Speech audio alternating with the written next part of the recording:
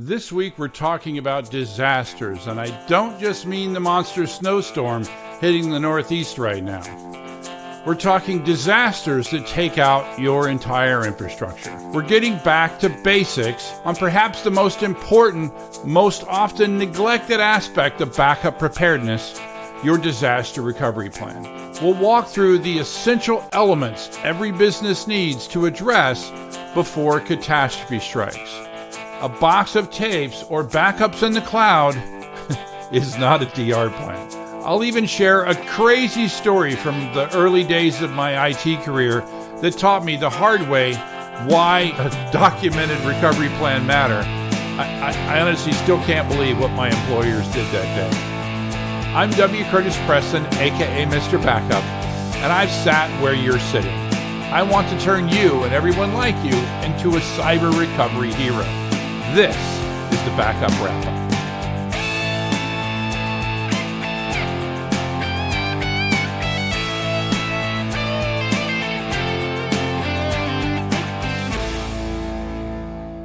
Welcome to the Backup Wrap-Up. I'm your host, W. Curtis Preston, and I have with me a guy who is awaiting the results of my battery test as much as I am, Prasanna Malaiyandi. How's it going, Prasanna? I'm good, Curtis. Yes, I am dying to understand, do you have any degradation in your car?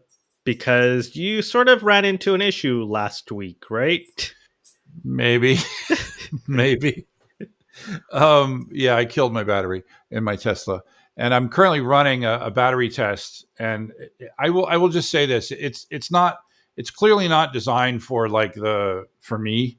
It's actually something inside service mode of the Tesla, and you have to go into super secret mode or whatever to do it. And it's okay that I do it, but I will just say that the UI is really crappy. Yeah, it's not intended for you. It's intended for a service technician. Yeah, and so it finished. It discharged to 13% last night, which I thought it was going to go closer to zero. And then it charged overnight, and now it's doing something. Last time I checked, like you said, it's probably measuring voltages and whatnot. But there's nothing on the screen that says doing something. The only way you can do is you can say, hey, show me the report of the battery test. And it could go, you haven't done a battery test for 500 miles. And so it's oh, I guess it's still running. It's just a really weird user interface. But, yeah. So we'll see. Mm-hmm. But I'm excited. Crossing my fingers. At least you'll get some data. Yeah, absolutely. Data's king. Mm-hmm. So speaking of data, let's talk about the news of the week.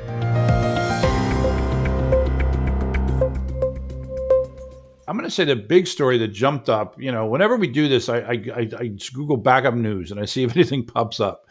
And the thing that popped up was kind of a big deal, and that is that there are 50,000 WordPress sites that are affected by a critical bug in a backup plugin called Backup Migration that helps admins automate site backups to local storage or to a Google Drive account. And it's a scary little bug, wouldn't you say? Oh, yeah, especially because most of these backup tools, of course, need admin level access. So if you have a flaw in that, of course, someone who exploits it now has full access to everything. Yeah, and this was scary because it says you can do it without user interaction. You can, and once you do it, you gain basically full control of the site. It says basically they just have to pass the right values to the right thing, and poof, they end up controlling your site. You know what the first thing I did was, right? Check to make sure you're not running it. Yeah, exactly. Because I knew I had a migration plugin. Because I migrated Backup Central from it's actually within the same company, but I migrated it essentially from one server to another server not that long ago. And I used a migration plugin to do it.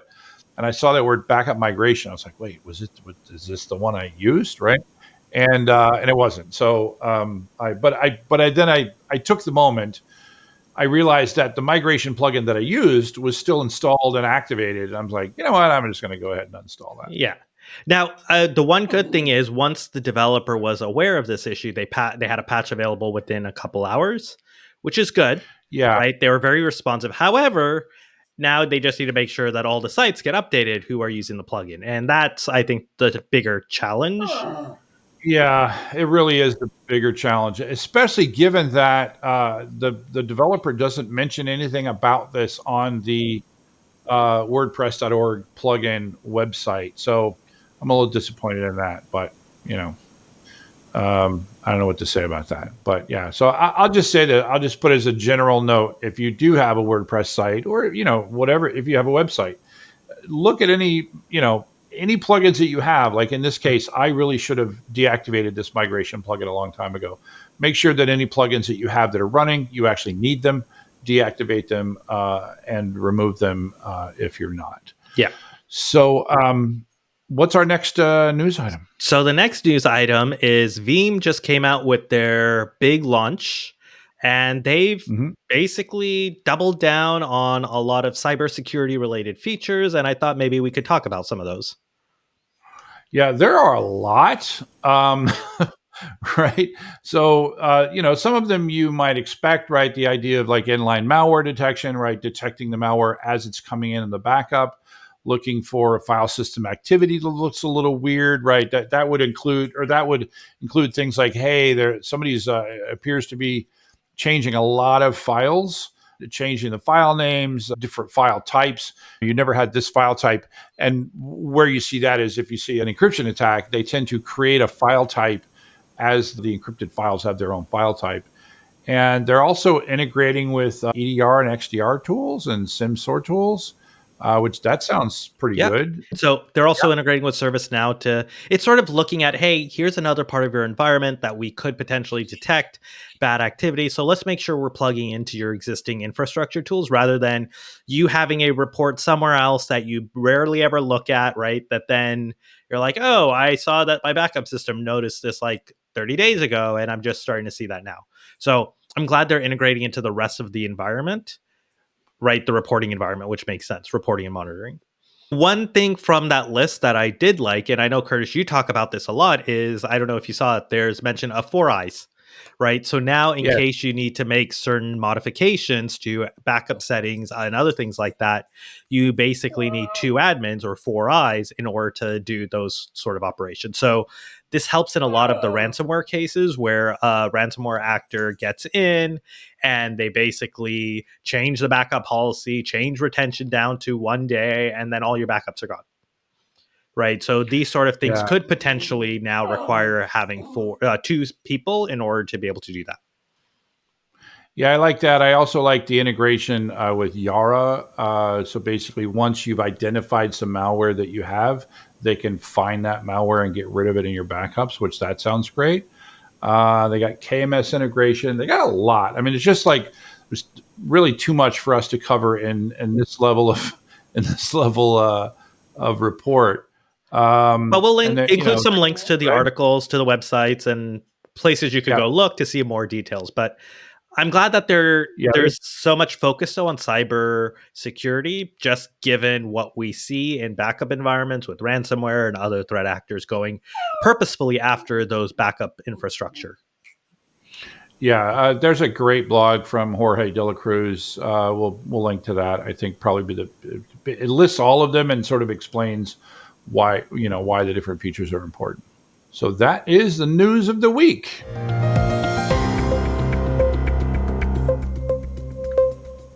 I hope you enjoyed the news, or maybe you didn't enjoy it because maybe there was bad news in there for you. I don't know. On our continued series of Backup to Basics, we're talking today about DR plans, and today we're going to talk about what goes into a DR plan. And because one of the things you may have heard me say, is although this phrase is now pretty dated, a box of tapes is not a DR plan. A bunch of backups in the cloud is also not a DR plan, right? You're like, oh, I got all my stuff up in S3 with object lock turn on. Good, Now right? what? But yeah, now what, right? So the first thing here that I've got, you need to assume that you're starting from scratch. If you're doing a disaster recovery plan, I will say that the most likely reason today that you're going to be actually using your DR plan is that you had a ransomware attack. But that you cannot Yeah. assume that. And also, you cannot assume, depending on decisions that hopefully you made well in advance, you cannot assume the first thing that should be in a DR plan, and that is that you know where your competing and infrastructure is going to come from, right? Why would that not be the case, right? You got a ransomware attack. They didn't blow up your servers. They didn't set them on fire. Why might not you have servers to restore to? Because those servers you might need to preserve for forensic purposes to really figure out what's going on. You don't know if you can cleanly delete everything on them, start from scratch. It's probably going to take you more time to do that. Although one can argue, given sort of supply chain issues right now, that maybe it'll be less time to do that than to actually buy new servers, have them drop shipped to your data center. But not saying that's the only option for you. I'm personally in the yes, you need to take a forensic copy, right? So that's one of the first things you want to do is take a forensic copy of any servers that it appears have been affected or infected. I'm personally a wipe and restore person, right? Everybody there other people have different opinions on that, but I think you've struck on it a pretty good one, the supply chain, which is another reason why perhaps where your computing infrastructure will come from in a DR is the cloud, right? It could, right? And I think for a lot of cases that makes sense. But I know, for instance, if it's like a mission critical application for your business that you cannot lose, I'm pretty sure even before you get hit by a ransomware, you should already have a DR plan in place. Maybe that implies sort of replicating to another co-location facility that you have equipment already set up, ready to go. Right. So you don't necessarily have to worry about the procurement process, but yeah, I think that'll be a running story here, right? Basically, the whole point of the DR plan is the second word, right? Is the plan part, right? Hopefully you're doing this. You want to take the next one here? Yeah. So the next one is thinking about once you now have your disaster recovery site up and running, how do you protect it? Because you've failed over, you've recovered to that environment, your production applications are running there. You need to make sure that you have a way to protect it in case you need to worry about how do I restore from a backup or something else happens while I'm running in that disaster recovery site, because that's literally your only copy of data. Yeah. And some people say, oh, gee, Chris, why are you talking about backups? We haven't even got to the restore yet. Because make sure that you have put this as part of your plan. Make sure that once you have that, you are now immediately going to start backing up. Don't be the person that got the environment up and running and then something else bad happened, right? Because there could be, for example, there could be a second wave of a ransomware attack. Make sure that you've got that replacement, the backup of the replacement environment. And Curtis, I guess the question for you is, when you talked about failing over, like potentially using cloud as your infrastructure, make sure if that requires using a different backup solution that you are trained on it, you've procured it, right? You know how to use it, because you need to start protecting if you fail over into the cloud. Yeah, great. So if you're currently have an on-prem infrastructure and now you're using cloud as your recovery mechanism, then make sure you already know how to protect the cloud, right? Because the cloud is not magic. Right? So it's just somebody else's computer. So the next is about recovery requirements, right? If we are making a plan, then you need to know what your requirements are. What is your RTO and RPO, your recovery time objective, and your recovery point objective? Isn't it 0-0 for everything? Yeah, 0. Well, this is, I think we've done an entire episode on how to come up with the RTO and RPO. The challenge there, when you go to somebody, when you go to a business owner, because as we often say, these are not numbers that should come from you. They should come from the businesses, the business units, or whatever it is you call it in a governmental world. The business units that are going to be affected by the disaster, they should be the ones who come up and say, well, these are our requirements. And yes, every single one of them, when you ask them, they will say 0 and 0. And then you come back to them and you say, okay, well, we can do 0 and 0. It's going to cost $1 billion. And, and then they go, oh, well, we can't afford 0 and 0.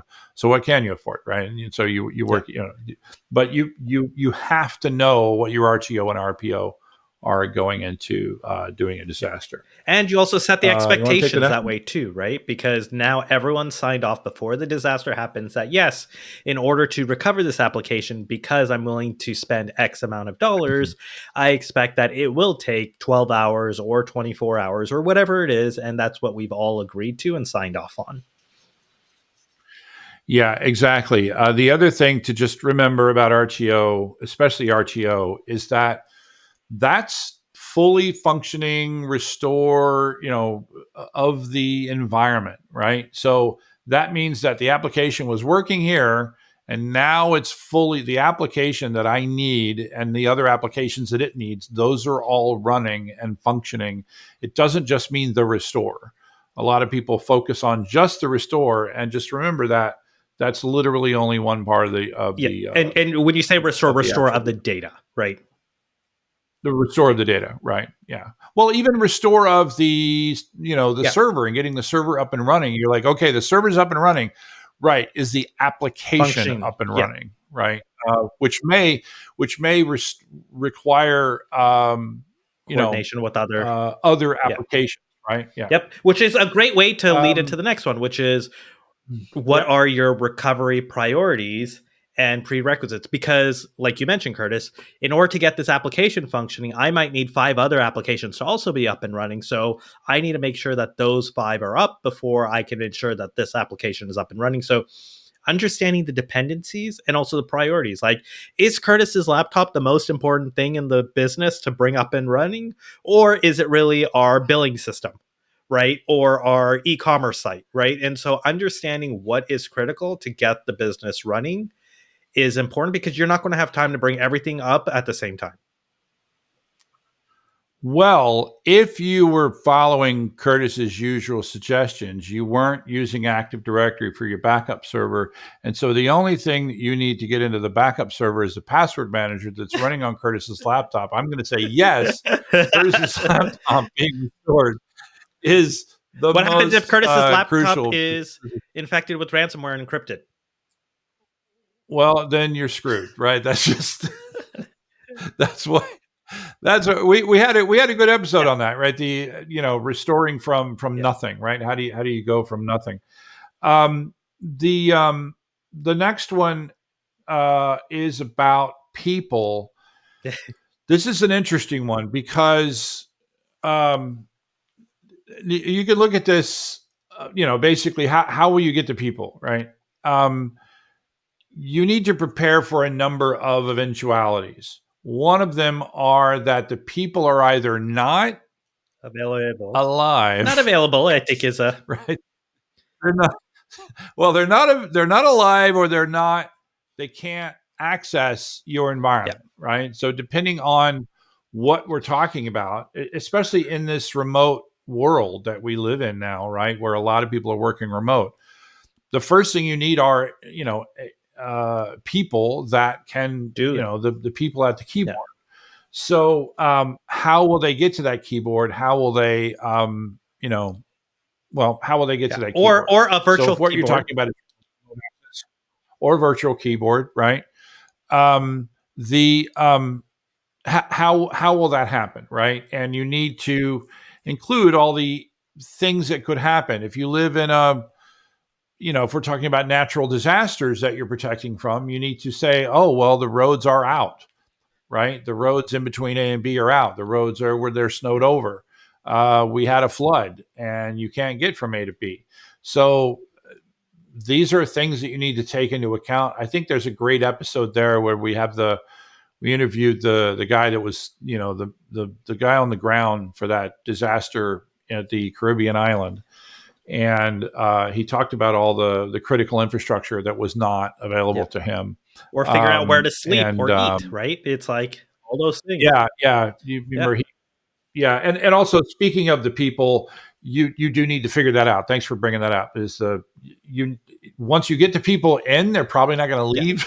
so figure out where they're going to sleep, and also figure out how they're going to eat, and use the Yeah. bathroom, showers, hopefully at some point. And one of the things, I don't know if where it falls under, maybe it's like part of the infrastructure ones, maybe it's part of the people one. Do you remember the episode about the derecho that hit and the land hurricane, right? Yes. And one of the problems, and unfortunately I can't remember the guest's name, but one of the things he mentioned was they had no internet connectivity. So he literally sent Right. people to the next town over so they can sit in a Starbucks, connect in, and manage their infrastructure and systems because no one in that area had internet access. Yeah. And we'll just go to a Starbucks is probably not a good I don't know if they actually went to a Starbucks, thing to but put in your plan. So no, I'm just saying that's what he did because that was his only choice. Just make sure you figure that aspect out. you know what's And then we have and that just another quick thing is also realize that the people you're relying on, they might have other priorities as well. For instance, if it's an earthquake in the local region, maybe they're taking care of family, maybe they're dealing with other things. I know we had the episode with the person talking about the FEMA response, right? And how to prepare yourself for disasters, right? And that's something that we don't always think about, but you should also take into consideration. Yeah, absolutely. You mean people don't prioritize company above all else? We would like to think that, but yes, real life happens. Yeah. All right, you get the next one. All right.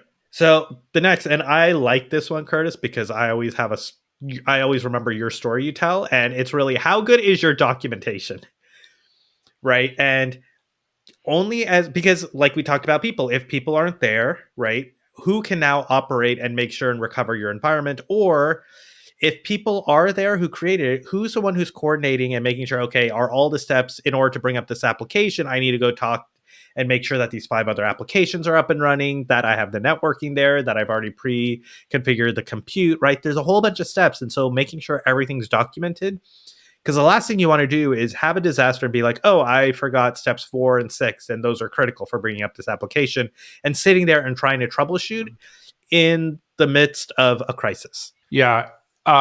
This was something that was basically pounded into me very early in my career.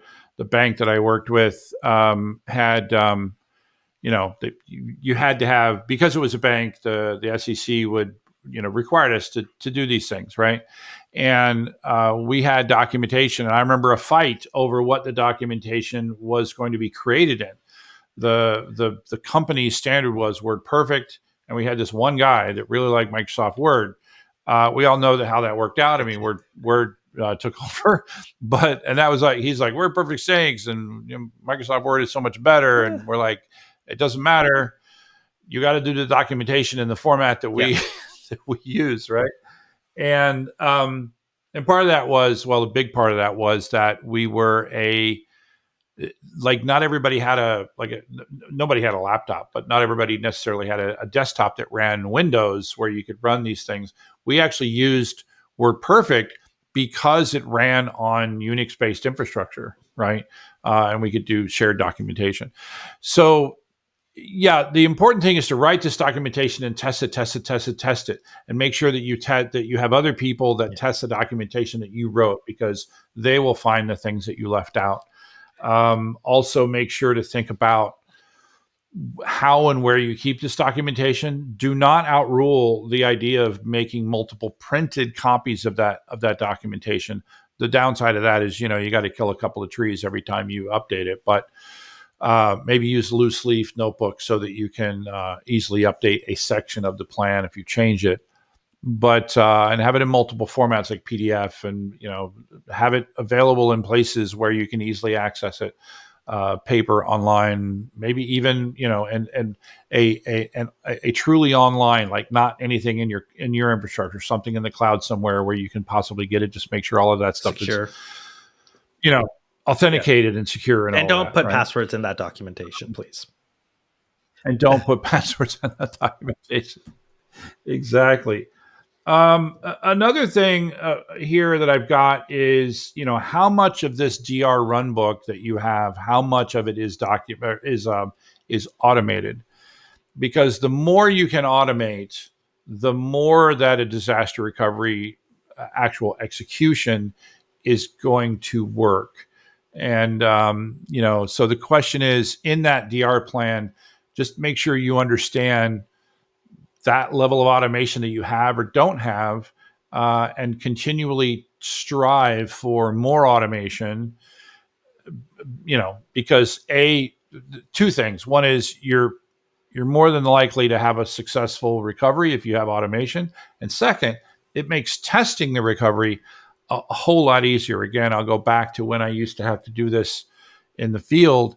And what we did was we blew away a weekend, right? We'd have to come in at early Saturday morning and we would start the disaster recovery tests. And basically it took the entire weekend and it was hell, right? It was just like, and basically the worst part was there were two things that really stunk about it. One was if you were the one at the keyboard, super high stress, right? Or if you were me, it wasn't me at the keyboard, but I was back there. I was the one that had written the documentation that they're following that hopefully works. And then you got the boss and they're stressed out whether or not this is going to look, whether or not this is going to work, because then they'll look good or bad. And then meanwhile, you got a whole bunch of other people that are just, this is so boring. They're just standing around just in case they're needed, hoping that they're not needed, but they're just, in case, meanwhile standing around. And we didn't have YouTube either. So, you needed to bring a book to have something to do. So here's a question, Curtis. So from your documentation, from this experience at the bank, and I'm guessing that a lot of it was probably more manual than automated, just given the timing. Yeah, there was no automation. How often were you successful at really running through your entire DR playbook? I don't mean to put you on the spot, but so I think it's useful. Yeah. So if you define success as we had the documentation, someone other than Curtis followed the documentation, and we got to the end of that recovery without having to consult Curtis on what he really meant by this sentence, the answer is never. Yeah. Right. So the goal of every DR test was to, help essentially make the documentation better. And the only way really to do that is to do it, to fire it in anger, as we say, right? And so we just set that was our, we considered that a success if we found something that we could fix. Better to do it while testing rather than when you need it. Yeah, it was always successful in that we always restored all the data that we were supposed to and the applications that we were supposed to restore, because my backups worked. Dang it! But it was not successful by that other metric. And I think this goes to the last point in the plan, right? Which is make sure that it has been tested, right? Because only because you guys were doing this periodic testing did you realize, hey, there were some issues with the documentation, or in other cases, there might have been issues with, I know when we had the episode with the disaster on the island in the tropics, right? That one of the issues they had was they had satellite connectivity back to the mainland, to the US, and that's where their Active Directory infrastructure was running in. So when they got hit by this hurricane, they lost connectivity, which means that their systems weren't functioning. And so if they had done that sort of testing, they would have realized it earlier on and been able to have a solution rather than putting a person on a plane with some backups of Active Directory to fly out to the island to then do the restore so they can get up and running. Yeah. Testing, right? And again, this is why I like automation is you can test. The more you automate, the more often you can test, and the more you can know that things are actually working. But There's just no substitute for Yeah. testing. But I think one of the things to realize is you don't need to strive for 100% automation. It's okay in your first versions to have a bunch of things manual Right. and improve on it over time, because you don't know if the audit, like what to automate until you've actually done the manual process and laid it all out. So start somewhere, have something there, and then figure out, okay, what are the pieces I can start automating? How should I automate it, and all the rest? Yeah, Do you have absolutely. a Absolutely. Do you Go have a ahead. recommendation on how to test? Because I know sometimes testing is expensive from an infrastructure perspective. I know you went in on a Saturday when the bank was closed, right? Or it wasn't as busy, and so you were able to do the testing. A lot of people don't necessarily have the infrastructure in order to be able to do these periodic testing, because you probably at least want to test your DR environment at least once every couple of months just to make sure you're not missing anything and all the Yeah. rest. So is there a better way people can do DR testing? Well, I think this is a great time to discuss like my opinions about the use of the cloud, if at all possible. Right. The more you can utilize the cloud, the more it can basically set aside some of these budget constraints. You're still going to need to take time, and there's nothing I can tell you there other than that, a backup in DR that hasn't been tested isn't really a backup Yeah. in DR, and you just won't know if it's any good until you really, really, really need it. And please don't do what we had the one guest do, where he wiped out his entire data center and then did the restore. Oh my lord, that story just gave me like a heart attack. Yeah, I would say use the cloud as much as possible. I realize it's maybe not possible for everything, but um, yeah. Another thing that you can do is you can use new infrastructure to test the recovery of current infrastructure, right? Like, so before you put a particular set of, like, if you're buying physical servers, before you actually put those servers into production, consider using those servers to conduct DR tests. That's a thought. I don't know. Do you have any other ideas on I that? think, yeah, that's pretty much it. I know it gets expensive, and I think that's one of the things that people sort of are like, oh, it's so costly from a time and money perspective Yeah. that they don't necessarily know how to approach it. But I do like what you talked about. Try to leverage infrastructure you could spin up and spin down quickly that doesn't require you to own it and manage it the entire time. Makes sense. Right. Um, so we'll finish with telling the story that you alluded to earlier, and that is go back about 29 years, and I was in I was working at the bank. I had all the documentation I had for restores. It wasn't a DR per se, but it was a recovery of a critical app.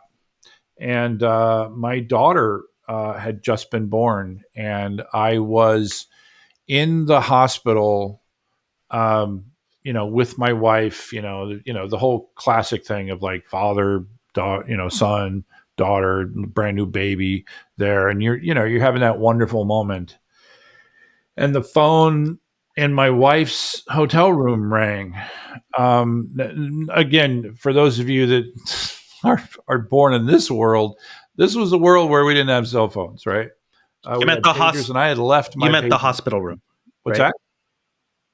What did Hotel I room. say? Did I Yeah. say hotel room? Yeah. Yeah. So we were, yeah, so no cell phone. And I had even left my beeper behind, right? That was the way that you got in touch. I'm like, I'm going to see my daughter and my wife. I don't need the beeper. And what had happened while I was gone is that there had been this like really big restore that had gone down, and they called me in my wife's hospital room.